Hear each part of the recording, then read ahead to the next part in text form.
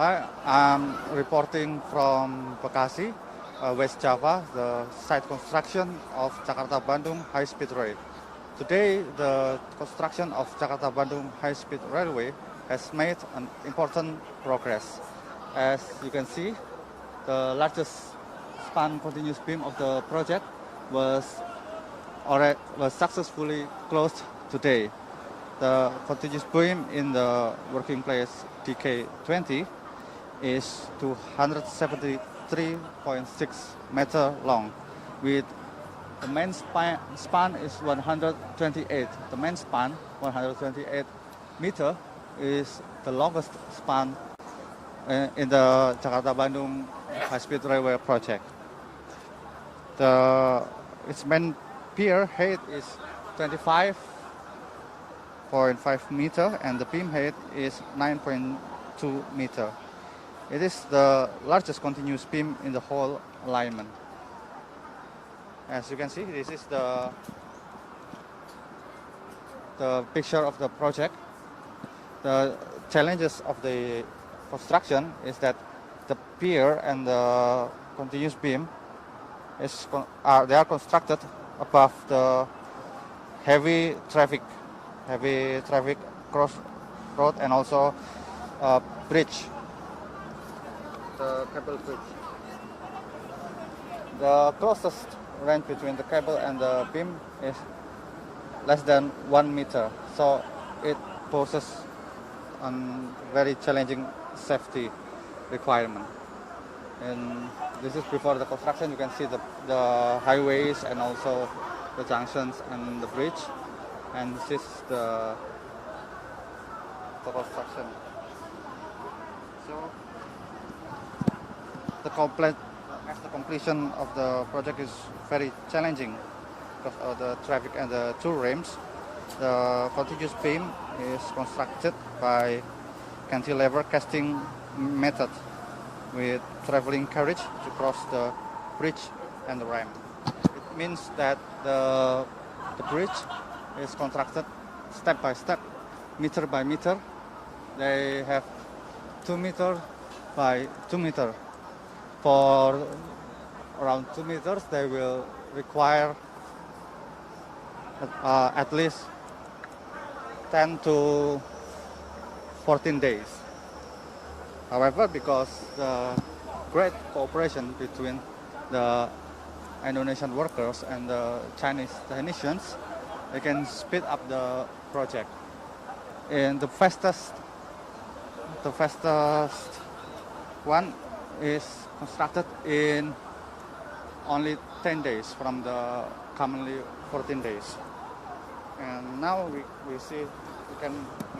will interview the workers from the Power China Hydro Bureau 8. And can you introduce your name? 我叫王峰，那个是中国铁社的桥梁设计负责人。 His name is Wang Feng. He's a design engineer of CRTC. So, Mr. Wang Feng, can you explain the design of this project? Why do you design the project in such a way? 就是你简单介绍为什么设计要设计128米大桥？这个地方呢，它主要是跨越这个斜拉桥的贝索区，因为这个地方的这个对贝索的这个影响就是经过反复的比较，最终呢确定了128米是一个比较合适的跨度。Untuk karena di sini dia melangkahi jembatan yang existing ini. The main challenge is the existing bridge. And then? Jadi harus punya bentang 108 baru bisa melangkahi jembatan existing ini. So the longest span is 128 meter because it is the minimum requirement to cross the toll road. And then how do you feel gimana bangunnya pelan-pelan? 然后这个是在施工过程的时候是哪一些？是这样的，这个地方呢，就是因为跨越这个杯索，要求采用这个128米的这个连续梁，然后这里呢，它主要是有这么2个困难啊。第一个困难就是这个梁体距离这个杯索呀，非常近，施工期间的这个挂栏，距离杯索呢不到1米啊，这个是比较困难。第二个就是桩基施工，这个它的这个距离这个杯索的那个地锚索啊，这个只有12米，这个非常近，困难非常大。So they solved by the main risk is the distance between the hanging basket where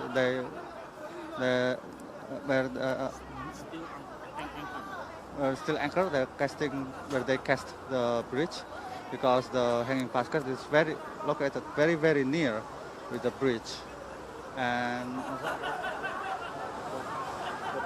the board, the pier is also very near to the toll road. Okay, and here's you can see the traffic. The traffic is very heavy because this toll road, this toll road connects and West Java, the main industrial cities, Bekasi, Karawang, to the Jakarta, the Indonesian capital city, where more than 50% of Indonesian export is from the Jakarta port. So you can imagine the traffic passing the toll road here.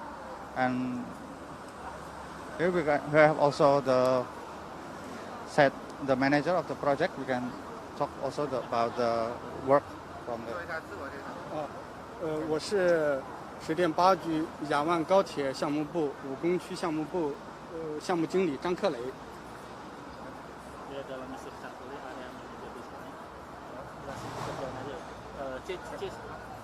介绍一下这边的工作。我5工区项目部现在负责就是制作69米加128米加71米连续梁的现场施工。2019年2月进场以来啊，先后就是利用当地的警察合作，实现了房屋拆迁，为当地重新修建了一条水泥道路，就是把施工现场的道路进行了破除。因为是利用当地斋月为当地老百姓赠送食物，雨季为当地村民赠送雨衣、雨鞋、皮划艇。特别是2020年疫情以来啊，我们就是组织对当地村民进行捐赠口罩。So they have a good cooperation with the local residents during the religious holiday. They give donations. Also during the rainy seasons, they give the equipments, several equipment like the shoes for rain shoes. So can you explain the cooperation? How many Indonesian workers, how many Chinese workers, and how they cooperate? 这个工点有28名中方工人，120名印尼工人。我们就是通过中方工人和印尼工人之间加强培训，加强属地化合作，共同工作。We have 28 Chinese technicians and also 120 Indonesian workers. And how's the transfer technology? 首先啊，我们就是招收印尼工人，在现场我们组织他们培训，比如钢筋加工啊，是吧？钢绞线穿输、张拉、离模，我们就是导师带徒，共同学习，共同进步。最后 So they train Indonesian workers for the iron-related works, steel-related works. So they have one translator they have also, previously they said they have one translator for each group, and they also work together. Some Chinese already able to speak Bahasa. 张总会不会讲印尼文吗？说什么文？张总现在会不会讲印尼啊文？会，现在能够和印尼工人一起合作，也能够简单讲几句。 So because of their close relationship, some Chinese workers now can speak simple local language, simple bahasa Indonesian language. So it speeds up the cooperation, to speeds up the project and the work. And also bisa dijelaskan implikasi dari pembangunan ini ke seluruh proyek. 我们这个公点对整个项目的整个两万高铁的项目有什么大的影响？啊，首先制作连续梁是全线跨度最大的一座连续梁，啊，它跨越了主跨128米，同时跨越了高速公路匝道和高速公路的斜拉桥。制作连续梁合龙将为就是那个连雅万高铁架梁架铺通道路。 可以实现就是雅万高铁向雅加达方向，顺利架梁。So it is a significant and important vital point to continue the erection construction from Cikarang, where they have the beam yard. They produce the beam to continue the construction to Jakarta. So after they complete this longest span, they can bridge they can put the yard to Jakarta, and it will significantly continue the erection to Jakarta, put the project in a full swing, in a full speed.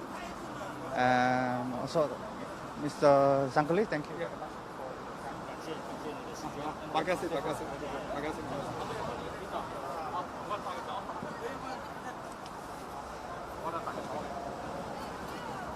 The Jakarta-Bandung High-speed Railway is an important part of the China and Indonesia cooperation. The project is fully supported by Chinese President Xi Jinping and Indonesian President Joko Widodo, because the project itself even kicked off by Indonesian President Joko Widodo. It's an important landmark of Indonesian and Chinese cooperation. Up to now, there are 28 continuous beams in the whole alignments of Jakarta-Bandung already completed, and 14 of them already completed from 28 continuous beams. In particular, Jakarta-Bandung High-speed Railway number 2 and number 3 bridge, which are under charge of Power China Jakarta-Bandung High-speed Railway project team, cover 25 continuous beams. Nearly half of the construction tasks already completed.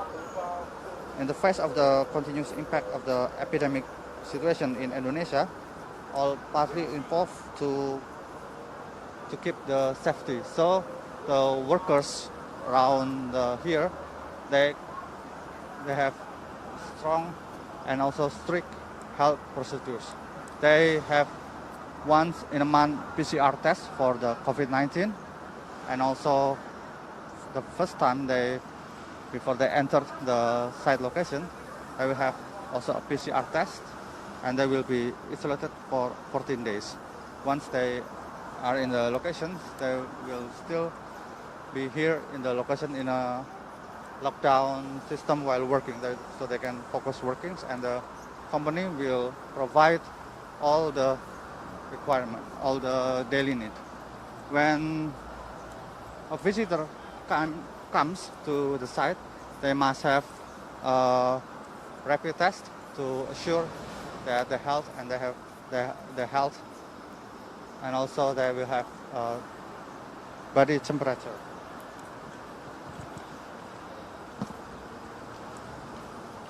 Once completed, the Jakarta-Bandung High-speed Railway will connect the Jakarta, the Indonesian capital, and Bandung, the capital of West Java. It's the fourth largest city in Indonesia. The connection of the two cities will surely boost the economy.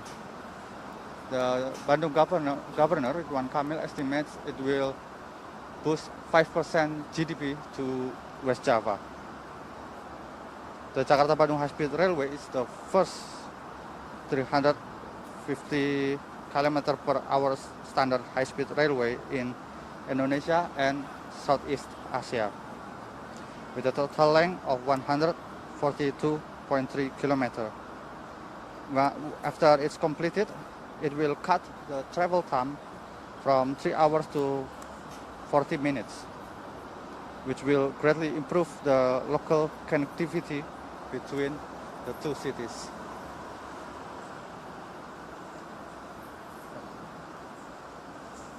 So, if you like and enjoy the report, would you please you can share it on social media to let your friends know.